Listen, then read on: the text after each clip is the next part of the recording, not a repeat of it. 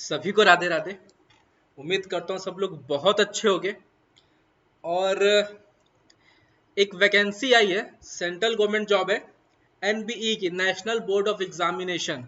ठीक है, ये डिपार्टमेंट है उसमें, इन मेडिकल साइंस। ठीक है, ये वैकेंसी आई है। और एक चीज़ बता दूं कि ये वही एग्ज़ाम है जिस जिस एग्ज़ाम से मैंने यूट्यूब से स्टार्ट किया था, इसी एग्ज़ाम को स्टार्ट करके। और ये मैं भरोसा दिलाता हूँ कि आप चाहे तो मेरे प्रीवियस वीडियोस देख सकते हो इस पे, कि जैसे जैसे मैं गाइड करूंगा, अगर आप वैसे वैसे करते गए तो ये एग्जाम आपको क्लियर करने से कोई नहीं रोक सकता, कोई भी नहीं रोक सकता। तो जो नए बच्चे हैं और जिनको ये एग्जाम क्लियर करना है, तो सबसे पहले टेलीग्राम ग्रुप ज्वाइन करना है। सबसे पहले टेलीग्राम ग्रुप ज्वाइन करना है और चैनल को सब्सक्राइब करना है।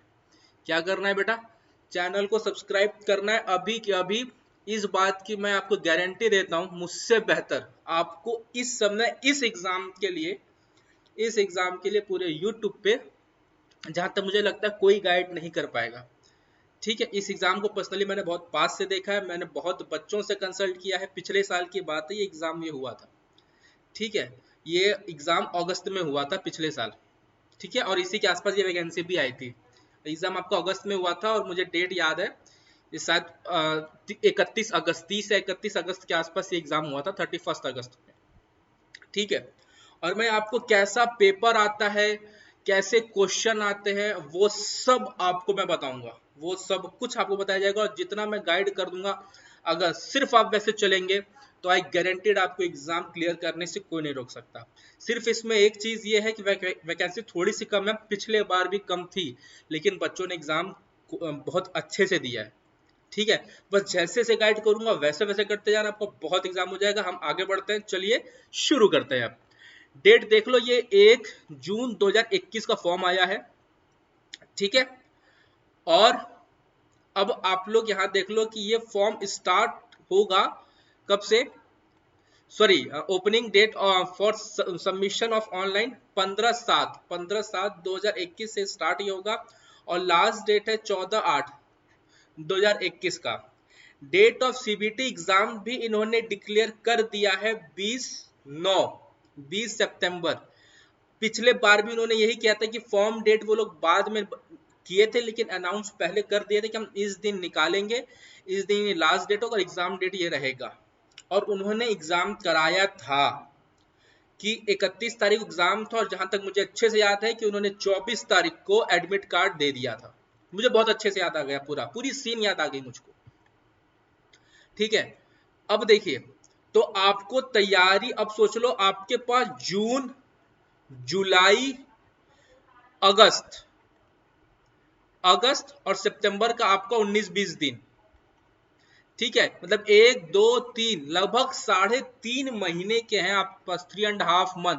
और मैं ये आपको बता दूं कि इस एग्जाम को क्लियर करने के लिए 3.5 महीना मोर देन एनफ है, मोर देन एनफ है। बस जो जो मैं देते जाऊंगा वो करते जाना, जो सीरियस कैंडिडेट हो। बाकी तो भैया आपकी मर्जी, लेकिन जो मैं करते जाऊंगा उसे करते जाना, गारंटी दे रहा हूँ आपका एग्जाम क्लियर हो जाएगा। ठीक है, और एक एक चीज जैसे जैसे बताऊंगा, जैसे जैसे बताया था वैसे वैसे पेपर भी आया था, और इस बार मैं आपको बताऊंगा कैसे कैसे पेपर आएगा, और आपको बस वैसे ही प्रैक्टिस करना है।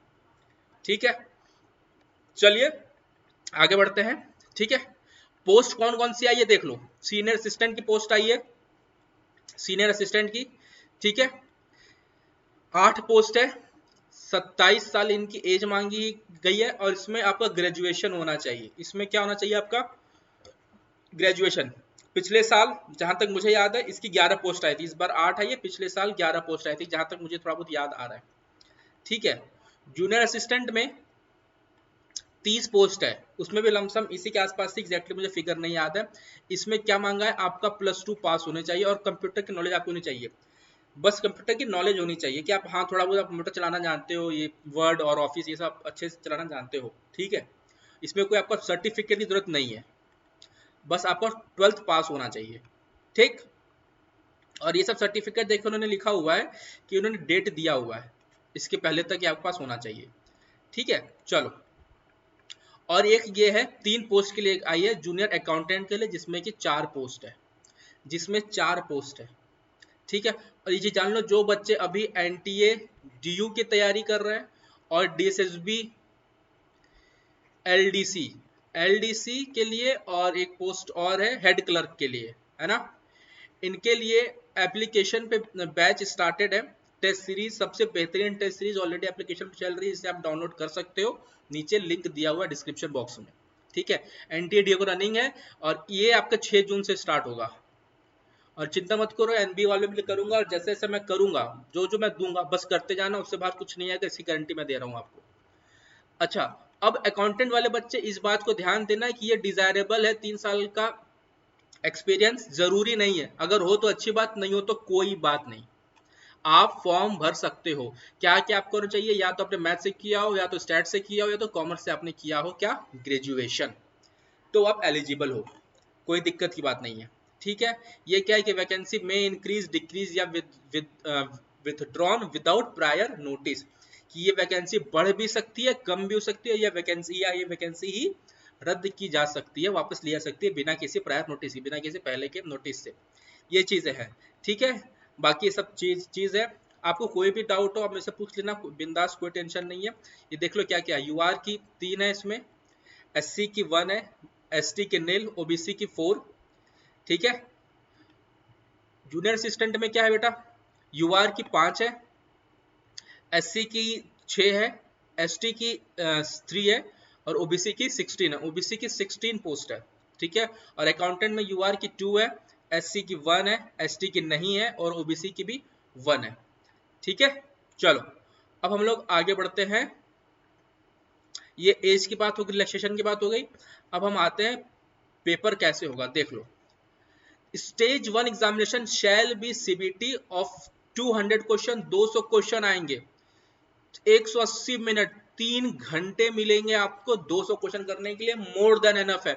और जैसा पेपर आता है, पेपर इसका बहुत आसान आता है, जैसा बताऊंगा वैसा करते हैं ना, आपका काम बहुत आराम से हो जाएगा। अगर आप देखोगे तो मेरे पहले की वीडियो से मैंने एनपी का रिव्यू मैंने दिया हुआ है, एग्जाम का एनबी का मैंने एग्जाम का रिव्यू दिया हुआ है। ठीक है, पेपर बहुत आसान आता है, आप इसको बहुत आराम से कर सकते हो। कट ऑफ सॉरी इसकी निगेटिव मार्किंग है 0.25 की, 0.25 की निगेटिव मार्किंग है।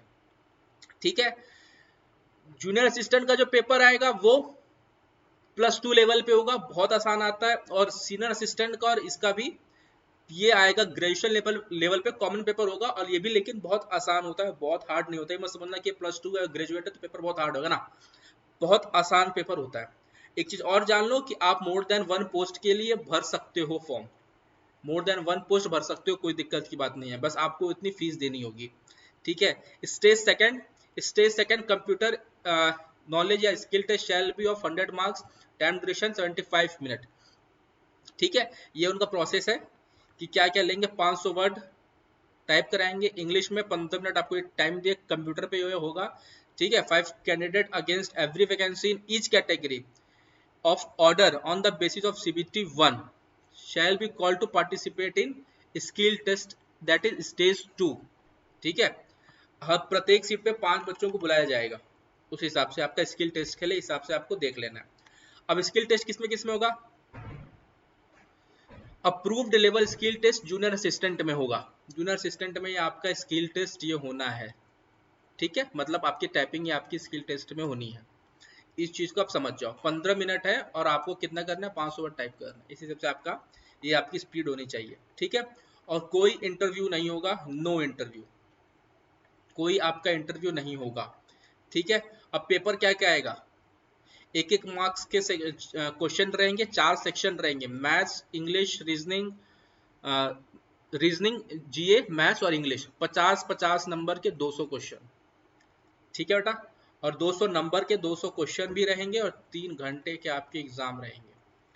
बाइलिंगुअल पेपर आएगा, ये समझ लो, इंग्लिश और हिंदी दोनों लैंग्वेज में पेपर आएगा, तो पेपर की कोई बात, ऐसा कोई टेंशन नहीं है कि सिंगल लैंग्वेज, दोनों लैंग्वेज का आपका पेपर रहेगा। ठीक है, अब final merit list for the post shall be prepared on the basis of total marks obtained by CBT 1 के आधार पे होगा, एंड सीबीटी एंड मतलब जो आपका जिसमें सिर्फ एक स्टेज है उसमें इसके आधार पे होगा, एंड कंप्यूटर नॉलेज और skill test stage second which will determine their position. जो जिनके में ये मांगा गया उसके में स्किल टेस्ट भी देखा जाए, भाई आपको उसको पास करना होगा। इफ 2 और more candidate secure equal marks, अगर बराबर नंबर आया है, the candidate older in age, मतलब जो बड़ा होगा भाई उसको प्रेफरेंस ये दिया जाएगा। ठीक है, मतलब आपके इसके भी मार्क्स ऐड हो जाएंगे। ठीक है, ये तो जनरल इंस्ट्रक्शन है, इसमें कोई बात नहीं। हम आपकी फीस देख लेते हैं, कोई भी डाउट आप मेरे से फीस पूछ सकते हैं, आपको बता दूंगा। इसकी फीस थोड़ी सी ज़्यादा है, लगभग 1500 प्लस 18% जीएसटी पे है। मैं फीस में आपको दिखा देता हूँ, हाँ ये रहा। एग्जामिनेशन फीस देख लीजिए, एग्जामिनेशन फीस क्या है यूआर के लिए और ओबीसी के लिए 1500 प्लस 18% जीएसटी। बाकी एससी एसटी या पीडब्ल्यूडी वुमेन के लिए नील है, कोई इस पे पैसा नहीं लगने वाला। ठीक है, एससी एसटी या पीडब्ल्यूडी और विमेंस के लिए और यूआर के लिए 1500 प्लस 18% जीएसटी। थोड़ी सी फीस नहीं, काफी ज्यादा फीस है, बट क्या कर सकते हैं, जो है भाई यही है। ठीक है, एडमिट कार्ड आपका एक हफ्ते पहले आता है, इसका समझ जाओ। एग्जाम से एक हफ्ते पहले, एग्जाम डेट इन्होंने क्या बताया हुआ, 20 सितंबर दिया हुआ है शायद ना। हाँ, एग्जाम डेट इन्होंने 20 सितंबर दिया हुआ है, 20 सितंबर बिल्कुल।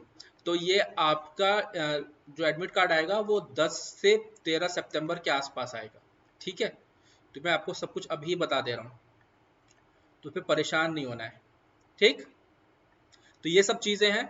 अगर कुछ डाउट हो तो आप मेरे से बिल्कुल पूछ सकते हो। हाँ, एक चीज और बता दूं कि इसकी मैं टेस्ट सीरीज बहुत जल्द लॉन्च करने जा रहा हूँ, जो कि प्रोबेबली अब एक हफ्ते या थोड़े से ज़्यादा दिन में आ जाएगी, लगभग हफ्ते से 10 दिन तक आ जाएगी, मतलब मोस्ट प्रोबेबली 9 10 जून तक।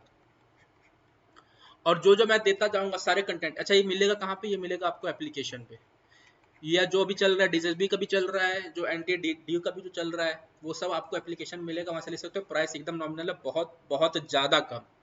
और एनबीई की मैं प्राइस बहुत कम रखूंगा, जिसके कि एक तो इनकी फॉर्म फीस ही बहुत ज़्यादा है ना, तो इसकी प्राइस मैं बहुत ही कम रखूंगा कि जिससे ज़्यादा से ज़्यादा बच्चे इस एग्ज़ाम को, वैकेंसी तो कम है तो कंपटीशन तो थोड़ी सी रहनी है, लेकिन इस एग्ज़ाम पे भाई थोड़ा सा जो बच्चा सीरियस हो उसको निकाल सके।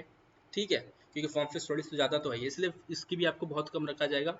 उसकी आप पैसे की टेंशन मत करो, जितना कि मेरी टीम सस्टेन कर पाए बस, और कुछ नहीं। मैं भी नहीं, सिर्फ मेरी टीम सस्टेन कर पाए, जो वो कंटेंट ये प्रोवाइड कराएगी। और जी बता दूँ, जो मैं कंटेंट दूंगा वो बेस्ट होगा, या जो मैं अभी तक भी दे रहा हूँ वो भी बेस्ट है। उससे बेहतर कंटेंट मैं दावे के साथ कह सकता हूँ कि कोई नहीं दे रहा है, चाहे वो बड़े से बड़े कोई भी हो। ठीक है, क्योंकि वहाँ लोग काम करते हैं, यहाँ पूरी मेहनत से टीम काम करती है। ठीक है, यहाँ बस मैं ज़्यादा अपने बड़ाई नहीं करूँगा, लेकिन जो बच्चे मेरे साथ हैं वो जानते हैं जो मैं कंटेंट दे देता हूँ। और अच्छी बता दूँ कि जो मैं दे दूंगा या जो मैं दे रहा हूँ, उससे बाहर आपको एक सवाल नहीं मिलने वाला। सिर्फ वैल्यूज चेंज होंगी, सिर्फ वैल्यूज चेंज होंगी, सिर्फ वैल्यूज, और कुछ नहीं बदलेगा, सिर्फ वैल्यूज चेंज होंगी। ठीक है, जिसमें आपको मैं करंट अफेयर सब दे दूंगा, लास्ट 6 महीने के करंट अफेयर आपको पढ़ने हैं, और वो भी पहले से स्टार्ट कर रहे हैं। मतलब आपका जैसे सितंबर में एग्जाम है बेटा, तो आपको लगभग 31 अगस्त तक पूरे करंट अफेयर पढ़ना है। अभी तक तो आया नहीं है, तो जब ये आएगा उस एग्जाम तक, उस तब तक हम सिर्फ कवर करा देंगे। ये सब मैं कवर कराऊंगा आपको, जो मैं दूंगा सिर्फ वही पढ़ना है। तो 31 अगस्त तक का वो करंट अफेयर पूरा पढ़ना है, मतलब अभी जो समय आएगा जून जुलाई अगस्त ये पूरा पढ़ना है। और हम लोग 6 महीने करंट अफेयर पढ़ेंगे, उससे बाहर कुछ नहीं आने वाला। और जो जो मैं आपको प्रोवाइड कर दूंगा सिर्फ आपको वही पढ़ना है, उससे ज़्यादा कुछ नहीं पढ़ना है, कुछ भी नहीं पढ़ना है, न एक्स्ट्रा से, न कोई बुक या कुछ और कुछ नहीं पढ़ना है। बस जो मैं दे दिया करूंगा वो पढ़ लिया करना, उससे ज़्यादा नहीं पढ़ना है। ठीक है, चलो बाकी मैं इस पे आपको पीडीएफ कंटेंट सब कुछ मैं दे दूंगा, उसकी टेंशन नहीं है। और जो बच्चे सीरियस हों इसको वो फॉर्म भरें, बाकी गाइडेंस के लिए तो मैं हुई हूँ। ठीक है, और जो मैं टेस्ट सीरीज पीडीएफ मटेरियल दूंगा उससे बाहर कुछ नहीं आएगा, इसकी गारंटी मेरी है बिल्कुल। ठीक है, तो बाकी और चैनल को सब्सक्राइब तो जरूर कर लेना। ठीक है, तब तक मिलते हैं नेक्स्ट वीडियो में। जय हिंद। और कोई भी डाउट हो तो आप मेरे से बिंदास पूछ सकते हो, परेशान नहीं होना है। ठीक है, चलो जय हिंद।